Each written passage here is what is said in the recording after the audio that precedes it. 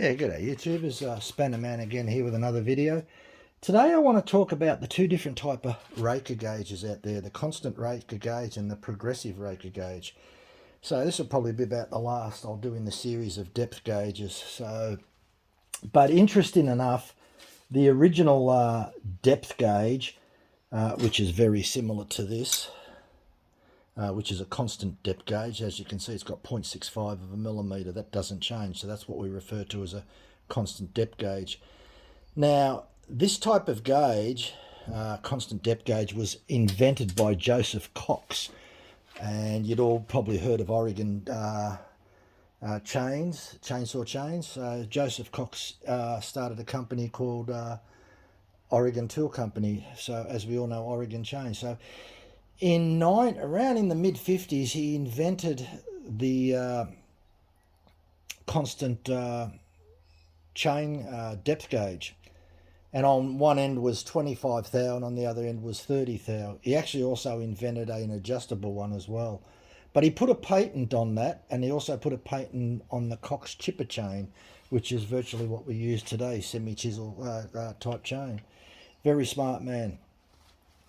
Then, in 1965, a guy called Ray Carlton invented the progressive depth gauge and patented it in 1965. And today you can still buy that depth gauge, and it's called file-o-plate.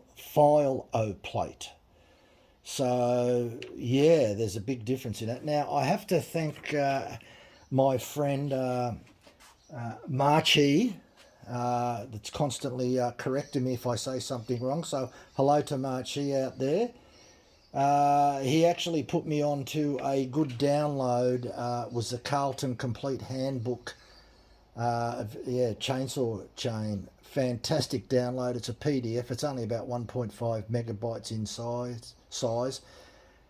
Do a Google search for it. Carlton, a complete chainsaw handbook. Great download, tells you all about chains, things there, and also goes into the progressive gauge. So it probably brings up the question, why are they still selling this gauge, this useless gauge? Probably because it does 4 different chains. As you can see, it does 1/4 inch, 3/8, 0.325 and 3/8 low profile. This type of gauge has a big downfall. And what the downfall is that it only measures consistently 0.65 of a millimetre, which is fine when you first get the tooth. But as the tooth wears down, that 0.65 of a millimetre needs to be much greater. And that's where the progressive depth gauge comes in. Now, for those that don't know, when a chainsaw, any chainsaw chain that hits timber kicks up like that as it hits timber, that's the natural reaction to do that. So if your chain's even loose, it's even worse. So here's a larger version. So as this is traveling along in a nice, as it's sitting on the bar, the moment it hits timber, it kicks up. So it takes a bite of timber depending on the depth set there. But the moment that it kicks up, it can't take any more bite because it's level. These 2 points become level. So therefore, that takes out a chip. Then it goes flat again, then up, down, up, down. So all these teeth, as they come around on the bottom like that, and they start to hit the timber, they hit the timber like that, then they can't take no more. So it's up, down, up, down, up, down as it travels along. So that's very interesting. Now, if your chain's loose, it's even worse. And when you get to the end of the life, or the moment, if we have a look there, you can see the rivet. That if you actually have a look, you'll see that if you look at the center of the rivet, this tooth is way past that. So it doesn't take much to kick it up. And this is the exact reason why you need a progressive depth gauge. So as we go deeper and deeper into the tooth, this rocking motion gets worse and worse and worse, and we have to have this depth much greater than, say, a standard 0.65. In actual fact, I measured this one with a feeler gauge. I just don't know if I've got that feeler gauge present. Yes, I do. I've still got this feeler gauge. I measured this and it's at 1.5 millimeters. So, and it cuts fantastic. So if we were to put a straight edge along here, this gap under here, I'll just hold these there's two gauges here, so it fits under there just nice. So that's a 1.5 millimeter gap. That is required because this gets very aggressive as it rocks up. So the moment it hits timber, as you can see, as soon as I put a bit of force on, even with my little finger, a little bit of force on here, not much. So you imagine it hitting timber. The moment it hits a bit of timber, it's just going to rock straight up like that. So, and that's the reason why you've got to be a lot deeper. This chain is at the end of its life. I've only got it here for demonstration purposes, but as you can see, it's fantastic for demonstration purposes. If you get a chain that's a brand new chain, the teeth are way up here, so when you push down, it won't rock, and even when it hits there, the rocking motion won't be as... It's always there. The rocking motion is there, even with a brand new chain, but it's not as aggressive. It's much more aggressive as the tooth wears down, and especially also if the chain is loose, you'll get it worse. I've made all type of depth gauges. I've even made these progressive ones here. I've even made an adjustable one here where you adjust it, you sit it on top, and you can set the depth using a digital vernier caliper and use it to check. It works. It's a little bit fiddly. Originally, Oregon actually did make an adjustable one many years ago. So if we look at the patent of the Oregon gauge, which is very similar to this, has the cutout at the front. Yeah, we're talking, what, 1955? You're talking many years ago. So, as I said, in 1963, the guy called Ray Carlton painted and invented the progressive Raker gauge. A little bit different than this. It did have a slot in it. This is for steel chain. This is typically what the steel ones look like. I just copied them like so.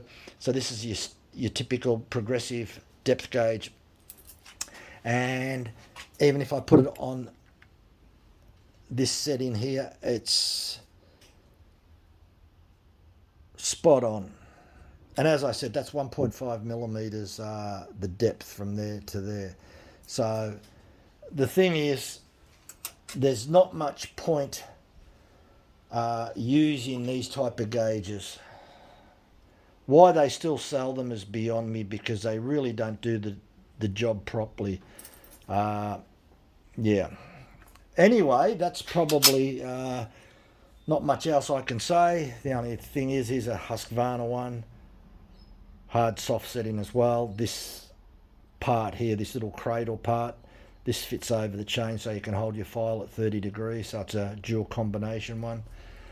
So what I would suggest to people is that if you're using one of these gauges, throw them in the rubbish and go down and get yourself one of these, whether it's steel Husqvarna. Funny part is, if you go into a steel dealer, the steel dealers that I've been into, these aren't hanging up on the wall. You have to order these in. Now, the only disadvantage about using these as opposed to one of these, if you want to call it a disadvantage, this does 4 different type of chains, as you can see on there. Whereas these progressive gauges are only designed for the type of chain that you've got. Now, there's 5 in the series for steel. You've got 1/4 inch Pico, 3/8 low profile, 0.325, standard 3/8, and 404 chains. So you need the whole 5 of these if you've got 5 different chains. Whereas these come in 3 different sizes. You've got 0.45 for your 1/4 inch and and as I said, you've got 4 sizes here. When I say 1/4 inch, that's 1/4 inch pico for the 0.45 of a millimetre. And when you go up to 404 chain, it jumps to 0.8 of a millimetre. But again, these gauges are only good for a hobbyist. They're really not good for people that are really seriously into sharpening their chain. So do yourself a favour. Go down to your local dealer, whether it's a Stihl, a Husqvarna, or whoever it is. Ask for a progressive depth gauge, because if you get a progressive depth gauge, you'll be able to use all the teeth length until you get down to the witness mark, and it'll still cut really good. If you were to use this gauge and get down to this depth here, or right down to the witness mark here, you would find out that this chain wouldn't cut very good, because it'd be too aggressive, it'd be kicking up all the time, and it'd be taking out very, very small chips. And that's the reason why you've got to go much deeper. It's a natural reaction for the chain to kick up as the timber hits the tooth, whether it's brand new or whether it's down to this stage. So, and that's the best part about what the progressive depth gauge does. It adjusts deeper and deeper as you go back further and further, as you file the chain or grind the chain. So that's probably about all I can say. The only other thing that I would say, that if you do go too aggressive on your depth gauges, you will find out that this rocking motion here will be much, much more violent. Your saw will jump around and will cause all problems. I even know of people, when we talk about depth gauges, and they say, "Oh, I don't have a gauge. I just if the saw's not cutting, I'll put them on the bench grinder and I'll grind them by eyesight." So there's a lot of cowboys out there. There's a lot of people that do things wrong, and they wonder why sometimes there's accidents or things don't work. As I said, look, do yourself a favour. Get yourself down to your local shop. If you've got a gauge like this, there's all different types of ones out on the market. Throw them in the rubbish. Go down and get yourself a progressive depth gauge like this, and I can guarantee you'll thank me for it. So that's my advice for the day. Not much else I can say about depth gauges. There's lots of videos out there that you can see on sharpening chainsaw chains. Not a lot on the depth gauges. As I said, download the Charlton Complete Handbook. It's a PDF file. It talks all about chains, and a great description of using these depth gauges, progressive and the constant one. And many, many thanks to my friend Marchie, which has been great to correct me if I'm saying something wrong or I've said something. So he's another great chainsaw enthusiast. So thanks again, mate, for all your information and help, and bye for now.